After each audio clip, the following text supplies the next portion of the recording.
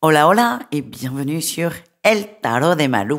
J'espère que vous allez tous et toutes très très bien, mais évidemment, vu que les horoscopes de la semaine sont revenus, vous n'êtes que joie, volupté et amour.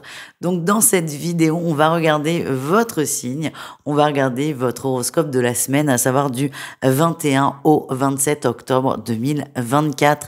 Comme toujours, les amis, ne prenez que ce qui vibre avec vous, ce qui vous fait du bien, ce qui vous appelle, ce qui vous apporte quelque chose. N'hésitez pas à regarder le lunaire pour tout ce qui est affectif, sentimental. Et autre chose, avant de se lancer, si vous n'êtes pas abonné à la newsletter, je vous invite aussi grandement à le faire. Elle est disponible sur mon site letarotdemalou.com parce que j'envoie des surprises, des cadeaux par mail. Il y a des choses auxquelles vous avez accès et qui ne sont pas visibles nulle part.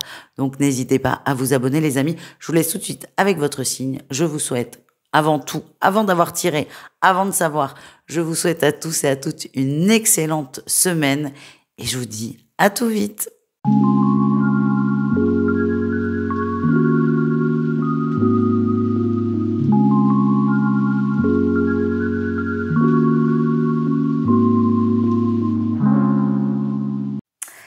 Les Gémeaux, on y va pour votre guidance de la semaine. Les Gémeaux, une grande passion, quelque chose qui se remet en place ou quelque chose de nouveau qui arrive dans votre vie.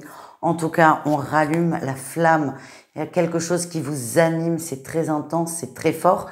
Certains vont comprendre, ça peut être une rencontre, ça peut être une nouvelle envie. D'autres ne vont pas forcément comprendre ce qu'ils ressentent. En tout cas, vous êtes appelés, vous êtes amenés à évoluer, à grandir. Et ça, vous le ressentez très très fort à l'intérieur de vous. Ça va passer par beaucoup d'énergie, envie de faire plein de choses, envie de bouger, s'ennuyer aussi, l'ennui, je m'ennuie dans ce que je fais, j'ai besoin d'autres choses. On vous invite vraiment à voir plus grand. En atout, on a un petit cavalier de coupe. Il y a des envies, il y a quand même des petites bribes d'idées, bribes d'infos qui arrivent. Alors, ça peut, premier degré, être une rencontre pour certains, où là, on sait très bien vers qui est tourné notre cœur. Mais les Gémeaux, pour la majorité, j'ai pas l'info, j'ai pas la sensation que vous sachiez réellement ce que c'est. Par contre, vous avez envie, et c'est ça votre atout, envie de vibrer, envie de kiffer, envie de ressentir, envie de plus grand. Et ça, c'est intéressant parce qu'il y a cette énergie qui vous suit, mais c'est aussi votre volonté. Donc tout ça mélangé, ça peut vous aider à aller un peu plus loin. Le gros défi, le gros challenge qui est à la hauteur de l'atout quand même, on a l'étoile, c'est que vous n'y croyez plus. C'est qu'à la fois vous avez envie, mais à la fois il y a un côté très blasé, très déçu, qui fait que vous pouvez vous empêcher de faire des choses. Pas par peur de vous planter, c'est par certitude de vous planter. Et c'est ça qui est pire. C'est que parfois vous êtes sûr que ça va pas le faire. Vous vous braquez peut-être un peu trop vite, donc juste attention à ça. Essayez de rester toujours connecté là, à ce cœur, à cette envie, à cette flamme, et à ne pas laisser vos peurs prendre le dessus.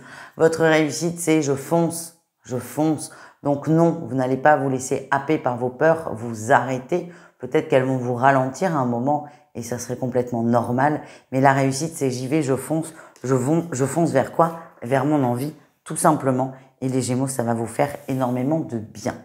Au niveau pro, c'est assez paradoxal ce qui arrive. Au niveau pro, votre atout, c'est que vous êtes prêt à négocier. Et j'ai la sensation que vous allez renégocier un contrat, peut-être une augmentation, une promotion, ce que vous voulez. Mais vous allez négocier, vous avez envie, enfin, vous donnez l'impression d'avoir envie de vous investir. Donc, ça va être, tiens, une promotion, ça peut être sympa, ça peut motiver. Vous cherchez quelque chose qui va vous motiver. Mais votre gros défi, c'est qu'on a une 10 d'épée, vous n'avez pas du tout envie, en fait. Vous n'avez plus envie. Donc peut-être que pour certains, et attention, je n'incite pas tous les Gémeaux à changer de travail, mais peut-être que pour certains, cette énergie de je demande plus, on me le donne, mais ça suffit pas, peut vouloir simplement dire que vous n'êtes plus au bon endroit et que vous aspirez peut-être à autre chose. Donc là, dans un premier temps, et c'est complètement normal, vous allez chercher à trouver des excuses, des arguments pour rester. Donc une augmentation, ça fait toujours du bien. Une promotion, ça fait toujours du bien. Mais le risque, c'est que même en étant augmenté, ça va vous faire vous rassurer pendant 2-3 mois, mais qu'ensuite, vous allez revenir dans cette vibration de j'ai pas envie. Et en fait, certains se posent même la question de qu'est-ce que je fous ici? Donc, pas de décision hâtive, juste réfléchissez et gardez ça quand même en fond et laissez les choses se mettre en place toutes seules. Au niveau relationnel en général, c'est-à-dire vous et le reste du monde. Les Gémeaux, en atout, on a la 6 d'épée. Vous avez traversé un conflit, une bataille, des tensions avec des gens, vous avez dépassé ça. Alors, soit vous prenez carrément de la distance physique, c'est-à-dire je vois moins la personne, je la contacte moins pour prendre du recul sur le conflit, ou soit vous avez décidé de faire la paix. En tout cas, vous avez une dynamique qui est assez positive, qui est de j'évite le conflit, pas parce que je suis dans la fuite, pas du tout, parce que ce conflit ne sert à rien. Votre défi, votre challenge, c'est que malgré ça, vous êtes submergé par les émotions. On a un roi de coupe, donc là, le roi de coupe, il est bien, hein, mais vous risquez de boire la tasse. Donc, attention à ça.